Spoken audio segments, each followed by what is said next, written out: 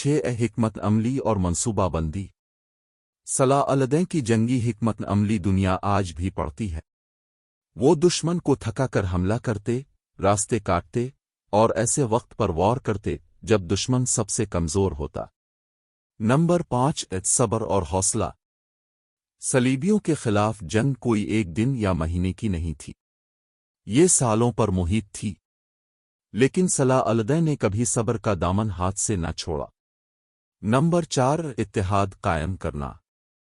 انہوں نے مختلف مسلم ریاستوں کو ایک پرچم کے نیچے جمع کیا۔ جب تک مسلمان بکھرے رہے صلیبی طاقتور تھے، لیکن اتحاد نے مسلمانوں کو فتح دی۔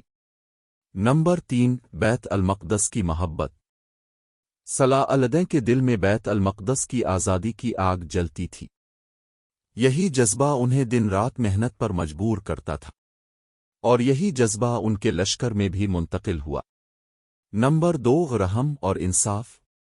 سلطان صلاح الدین نے قیدیوں کے ساتھ رحم و کرم کا سلوک کیا۔ ان کی عدل و انصاف کی مثالیں آج تک کتابوں میں لکھی جاتی ہیں۔ نمبر 1 قیادت اور حوصلہ۔ سب سے بڑی خوبی یہ تھی کہ وہ صرف حکم دینے والے لیڈر نہیں تھے، بلکہ خود میدان میں آگے بڑھ کر لڑتے تھے۔ ان کی موجودگی سپاہیوں کو شیر بنا دیتی تھی۔ دوستو، یہ تھے صلاح الدین الفاب کے 10 حکمت عملی کے راز، جنہوں نے انہیں تاریخ کا سب سے عظیم فاتح بنا دیا۔ یہ ہمیں یہ سبق دیتے ہیں کہ اصل کامیابی صرف طاقت سے نہیں بلکہ ایمان، اتحاد اور انصاف سے حاصل ہوتی ہے۔ اگر آپ کو یہ ویڈیو اچھی لگی ہو تو لائک اور شیئر ضرور کریں، اور کمنٹس میں بتائیں کہ صلاح الدین الفاب کی کون سی بات آپ کو سب سے زیادہ متاثر کرتی ہے۔